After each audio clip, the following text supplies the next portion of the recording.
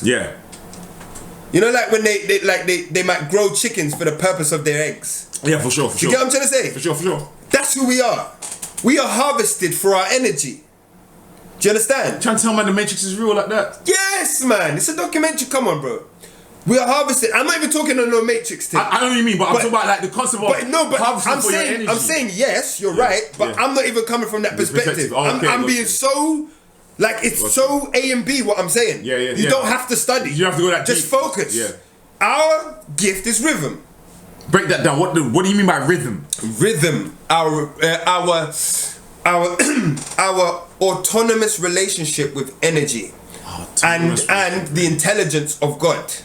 That intelligence, relationship with energy and our intelligence. yes, like nature. Right. You see that nature works on a rhythm, seasons, it's patterns. You can predict Your things. biology works on a rhythm. It's called a circadian rhythm. It's rhythm. Everything's rhythm. So I'm saying us as a people of nature, and this was the revelation. I couldn't have this revelation as a black man. Do you get it? When I realized I am nature, I started studying nature, not people, to understand myself. Do you get what I'm saying? Wait, now I understand myself. I'm like, hold on, bro. When I realized, You're in the spirit right now. When I realized I am nature, I started studying nature, not people. Not people. Because remember what I said earlier, up until that point, I've gone in these different schools of men. Right. Trying to understand myself. And each one of them taught me a new level of myself, but still there was more to complete in terms of my journey. I feel like from what you've explained, when you're in Kenya, it was unlearning how to be black. Or what this thing is we call black culture. It's you unlearn nature. A lot of that and started to get introduced to the real school of nature. Yes, sir. Which obviously cracked open this godlike frequency in you. In way this is how I understand it. Because we're unlearning. It's not about acquiring as much knowledge as possible. It's about unlearning as much programming as possible. Because the supreme knowledge always belongs to God, which means you cannot escape it. You can't escape anyway, it. If you just fall back, it will come. But you have to allow it. You have to, you have to go through the process of submission. Submission, cool. Do you get it? So again, rhythm in the language of the spirit is known as the word of God. Ooh, yes. Okay, so in the beginning was the word. The word was God. The word was God. About the rhythm. Yeah, that's drum. The thing that ties us all together. Watch that. The deeper you go into mother tongues, what does it start sounding like, bro? For real. What does it start sounding like? It doesn't sound like music and rhythm. It's more rhythm than anything. It's melodic. It's very. Have you seen Have you seen what Jamaicans have done to the English language? Yeah. What did we do? Yeah. We added metaphysical rhythm to instead of saying hello, language. Instead of saying hello, walk my bedroom. No, but there's a rhythm there, which is ingenious of Jamaicans and Caribbeans as a whole. Yeah, facts. And, and even Creole. Facts. But it's them trying to it's them bringing their nature. Yeah. Because look, we do it in the ends. Think about all the stuff we've said on the ends that have now become part of popular dialect that they use in advertisements and things like that. Do you get what I'm saying? So even us, we do it. We can't help but do it because our nature is rhythm. Do you get it? So everything we do is in rhythm. We have to do it. So, but then there's two experiences of the having to do it. Okay. There's two experiences. What's the two experiences? The two experiences is you're ignorant of the fact, or you know. Okay. If you're ignorant, you're gonna go along with what someone else has defined that is. Yes. I.e. Right, someone else's definition. Yeah. I.e. I need this career. I need this lifestyle. I need to this. I need da. Whatever that is. That definition is. You're gonna do it. Or I need to follow this God and this particular thing. You're gonna apply whatever the rhythm is to that definition and that imagination.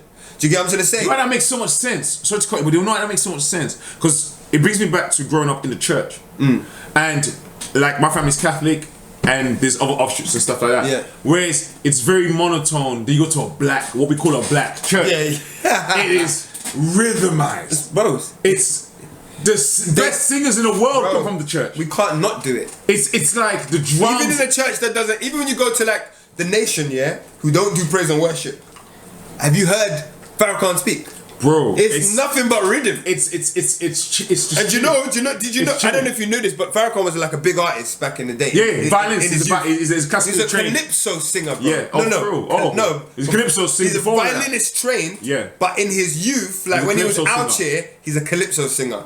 And it makes sense why you do music, and when it comes to the work you do, you have that same rhythm from the musical aspect. Because the music is training for that. Yeah, fact. It's actually training. Makes sense. Like music. Makes sense. When you see our children, they can dance or they can rap or they can sing. Those are spiritual tools for them to command but ain't that reality. Mad that our parents discourage us from that rhythm?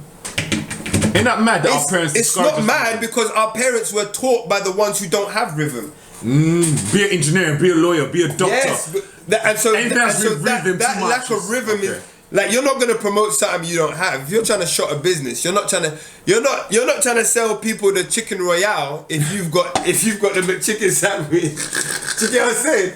So remember, we've been colonized. Facts. Remember, we've been enslaved, right? Facts. And so the one who's enslaved us has seen that we have a particular use that they can't fulfill. Hence the necessity on their part for enslavement and colonization. Do you get what I'm trying to say? However, we are in a space where being on rhythm is the most important thing and controlling, not being on rhythm, because you can't help but be on rhythm. Facts. Controlling your experience of the rhythm is the most important thing today. Which brings me back to the question you asked.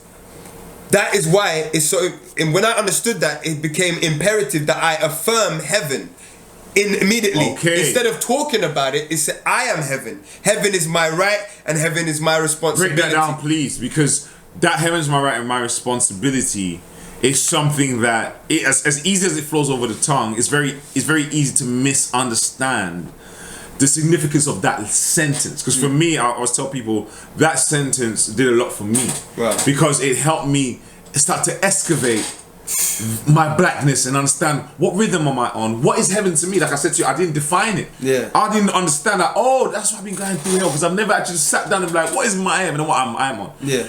And that challenge to something you also said about we're here to experience pleasure. Yes. Brother, please, let's just even, because I need to understand and explain this to my parents and explain this to everyone else in my family, because we were taught when you're overconsumed with pleasure, it's because you're distracting yourself from your purpose. This is what I was taught. Yeah. We're in a space right now, ladies and gentlemen, when we're talking about fuck right and wrong. This is not what we're dealing with. Yeah. We are doing what is called a collaborative inquiry into when we talk about heaven and hell and all these things that we create, because a lot of the people go through so much. A lot of these people are going through so much. Yes. And I want them to also be able to digest the frequency we're on. That's why I have to break it up a little bit. Because I'm here and I get to take it all in. But for the people watching, when we're breaking down heaven and why you're going through depression and why you're going through anger and trauma and all these things, I want to correlate experiencing heaven, defining your own heaven, understanding how that correlates with shadow work. Yeah. Because I want people to gravitate towards a person that understands how to help you get there. You understand what I'm saying? And it's not so because Mikel has the only way forward. It's because Mikel's trying to put up a mirror and say, I am you. You just reflect upon yourself and find out what that rhythm is. So how do we get to experience heaven, and why is that important? You know, marry that to the concept of rhythm. Yeah. Marry that to the concept of shadow work. Yeah. So if I'm watching this right now and I finish this live and I look at it and I sit down with myself, explain to me how I can start to really ask the right questions, because you're going to help us break down whatever heaven means to us. Obviously we understand that, but I want to get a better understanding